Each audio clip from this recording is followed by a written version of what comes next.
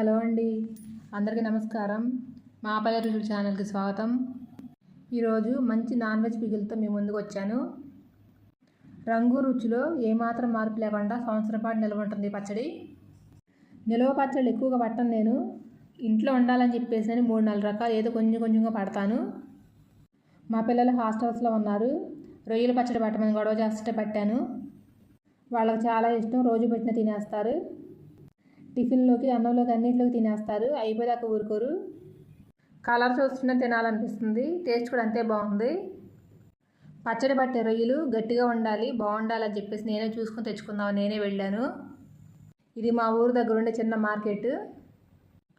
పెద్ద రొయ్యలు కనిపిస్తుంది కదా, అవి తీసుకున్నాను నేను. పచ్చడికి పెద్ద రొయ్యలే ఉండాలి. చేపలు చూడండి, అన్ని రకాలు కనిపిస్తాయి మీకు. మా వారు ఎప్పుడు ఇక్కడే తెచ్చుకుంటారు. రొయ్యలు బాగున్నాయో లేవో చూసి తెచ్చుకుని పట్టానండి పచ్చడి నేను. రొయ్యలతో పాటే పచ్చడికి కావాల్సిన సామాన్లన్నీ తీసుకుని వచ్చాను.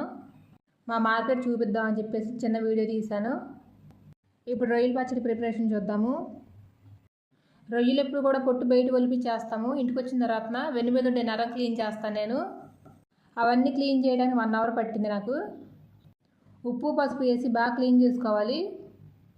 పచ్చి రొయ్యలు 3 కిలోలు తీసుకున్నానండి నేను. ఒలిపించిన తర్వాత 1.5 కిలో అవుతాయి. అంటే కిలోకి 1/2 కిలో వస్తాయి మనకి. ఇవి ఒక గిన్నెలో వేసి ఉడకబెట్టేసుకోవాలి. ఉడకబెట్టుకుంటే వాటర్ వస్తాయి కదా, వాటర్ వంచేసేయాలి. అప్పుడు మనకి కేజీ రొయ్యలు అవుతాయి అవి. 3 కిలోలకి కేజీ రొయ్యలు అన్నమాట. కేజీ రొయ్యలతో నేను నిల్వ పచ్చడి పడుతున్నాను. ఉడకబెట్టిన రొయ్యలు తూకం లెక్కండి, పచ్చివి కాదు. కొంచెం ఉప్పు పసుపు వేసుకుని మూత పెట్టి ఉడికించుకోవాలి. పచ్చడిలోకి అల్లం వెల్లుల్లి పేస్ట్ అప్పటికప్పుడు చేసుకోవాలి, బాగుంటుంది. ముందు రోజు చేసి పెట్టుకున్న పర్లేదు, కానీ అంతకుముందు చేసింది వాడొద్దు, బాగోదు టేస్ట్. ఇప్పుడు రొయ్యల్లో వాటర్ బయటకు వచ్చేసి చూస్తున్నారు కదా, ఈ వాటర్ అంతా ఉంచేసుకోవాలి. ఉంచేసి మళ్ళీ స్టవ్ మీద పెట్టుకోవాలి గిన్నె. వాటర్ ఏమీ లేకుండా మొత్తం ఎగిరిపోవాలి.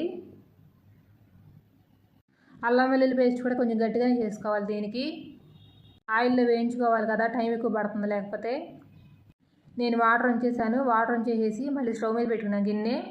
ఇంకొంచెం అడుగున నీళ్ళు ఉంటాయండి, అవి కూడా ఇంకిపోవాలి. తెలుస్తుంది మనకి అడుగున అంటుకుంటే రొయ్యలు, అప్పుడు కట్టేసుకోవాలి స్టవ్. నీళ్లు కంపల్సరీ వంపేసుకోండి, లేదంటే నీసు వాసన ఉంటుంది, బాగోదు. నేను కూర చేసిన నీళ్ళు వంపేసి చేస్తాను. రొయ్యలు బాగా డ్రై అయిపోయినాయి. ఇప్పుడు పాన్ పెట్టుకోవాలి ఫ్రై చేసుకోవడానికి రొయ్యలు. పాన్ వేడైన తర్వాత ఆయిల్ వేసుకోవాలి. కేజీకి 1/2 కేజీ నూనె పడుతుంది అంటారు. నేను 600 గ్రాముల దాకా వేసాను. నూనె వేడైన తర్వాత రొయ్యలు వేసి వేయించుకోవాలి. ఫ్లేమ్ హైలో పెట్టకూడదు, మీడియం టు సిమ్లో ఉండాలి. నేను ఆయిల్ ఏం పోసానని చెప్పలేదు, వేరుశనగ నూనె తీసుకున్నాను. ఈ పచ్చడికి వేరుశనగ నూనె అయితే బాగుంటుంది. రొయ్యలు వేయించుకుంటూ మరో పక్క పచ్చడికి కావాల్సిన మసాలా ప్రిపేర్ చేసుకోవాలి. నేను కొలతల ప్రకారంగా పట్టట్లేదండి, అలా పడితే కనుక ఉప్పు కారాలన్నీ ఎక్కువైపోతున్నాయి, గ్రేవీ ఎక్కువగా ఉంటుంది. అందుకని నేను అందాజాగా పట్టుకుంటున్నాను. అలానే చూపిస్తాను మీకు కూడా. ఇప్పుడు నేను ఉప్పు నూనె కట్టుకుంటే చాలండి, మిగతా అన్నీ మామూలుగా మనకు కావాల్సినట్టు చేసుకోవచ్చు.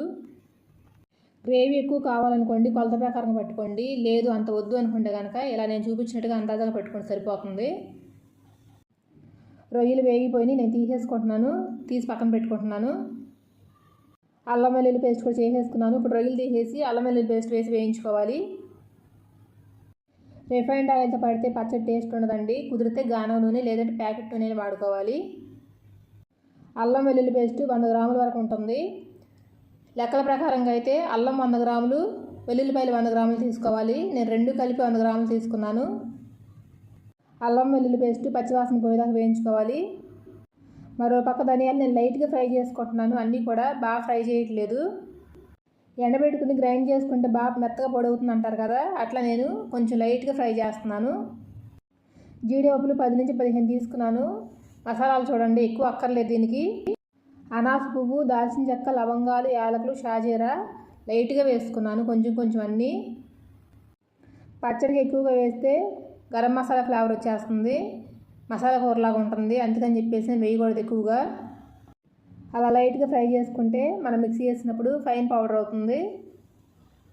చల్లారి పెట్టేసుకోవాలి. ఫ్రై చేసుకున్న తర్వాత అవి తీసి పక్కన పెట్టుకుని 2 స్పూన్లు గసగసాలు వేసాను, ఆ వేడి సరిపోతుంది వాటికి.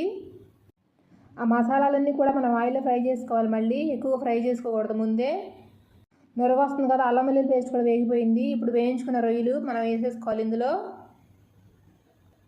అల్లం వెల్లుల్లి పేస్ట్ వేగిపోయిందంటే 200 పచ్చడి అయిపోయినట్టు. ఇక్కడ ఆయిల్లో తెలియట్లేదు, బ్రౌన్ కలర్ వస్తుంది అల్లం వెల్లుల్లి పేస్ట్ కూడా. అప్పుడు దాకా వేయించుకోవాలి.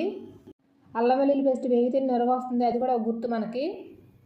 ఇప్పుడు గ్రైండ్ చేసి పెట్టుకున్న మసాలా పౌడర్ కూడా వేసేసుకోవాలి. స్టవ్ సిమ్లోనే ఉండాలి. 1 నిమిషం వండిస్తే సరిపోతుంది. మసాలా పౌడర్ వేసుకున్న తర్వాత ఆయిల్ వేడి ఉంటుంది కదా, ఆ వేడికి మగ్గిపోతుంది. స్టవ్ ఆఫ్ చేసేసుకోవాలి. తర్వాత ఉప్పు కారాలు కొంచెం చల్లారిన తర్వాత వేసుకోవాలి. నురగ వస్తుంది, పొంగిపోతుందని భయపడొద్దండి. ఒక గిన్నె తీసుకుని పైన నురగ అంతా గిన్నెలోకి తీసుకోండి. ఆ పొంగు తగ్గుతుంది. మళ్ళీ తర్వాత కలిపేసుకోవచ్చు మనం అందులో.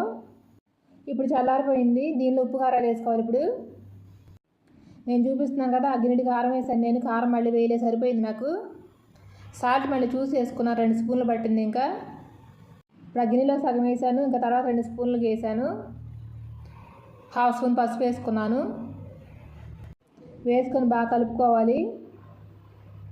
గోరువెచ్చగా ఉందండి నూనె, ఈ టైంలో వేసాను నేను. ఇదే టైంలో నిమ్మకాయలు కూడా పిండేసుకోవచ్చు మనం ఇవి కలిపిన తర్వాత. మరీ వేడి మీద వేస్తే కారం కూడా నల్లబడిపోతుంది, అందుకని చల్లారిన తర్వాత వేసుకోవాలి. ముందు 3 నిమ్మకాయలు రసం పిండాను. ఉప్పు కారాలు సరిపోయింది నేను చూసుకొని 2 స్పూన్లు ఉప్పు వేసి ఇంకో కాయ పిండాను. మళ్ళీ తర్వాత నిలవ ఉండాలి కదా అని చెప్పేసి నేను కొలత ప్రకారం వేసాను అనుకోండి, ఉప్పు ఎక్కువైపోతుంది, తినలేకపోతున్నాం. నేను ఇప్పుడు పట్టిన పచ్చడి సంవత్సరం పాటు నిలవ ఉంటుంది, కానీ 4 రోజులు తినేస్తారండి, ఉండదు ఇది. నిమ్మకాయలు ఎప్పుడు చేతితో పిండొద్దు, చేదు వస్తుంది. ఇలా ఫిల్టర్తో పిండుకోవాలి. అలా అయితేనే రసం ఒకటే పడుతుంది. రసం పిండుకున్న తర్వాత బాగా కలుపుకొని పక్కన ఉండొచ్చాలి. బాగా చల్లారిపోయిన తర్వాతనే పూర్తిగా మనం సీసాలకు తీసుకోవాలి. ఆ మొక్కకి ఉప్పు కారాలు పులుపు బాగా పట్టాలంటే 2 రోజులు నాగాలి. ప్రజెంట్ మనకి గ్రేవీ టేస్ట్ ఎలా ఉందో తెలుస్తుంది, కానీ రొయ్యకి పట్టదు. నాన్ వెజ్ పచ్చడి కాబట్టి మొక్క గట్టిగా ఉండేలాగా వేయించాను నేను. మా పిల్లలు హాస్టల్స్కి తీసుకువెళ్ళాలి, అక్కడ ఫ్రిడ్జ్లో ఉండవు కదా, ఇంట్లో ఉంటే ఫ్రిడ్జ్లో పెడతాము. పచ్చడి టేస్ట్ మాత్రం సూపర్గా ఉంది. తెలియని వాడు ఎవరైనా ఉంటే తప్పకుండా ట్రై చేయండి. వీడియో నచ్చితే లైక్ చేయండి.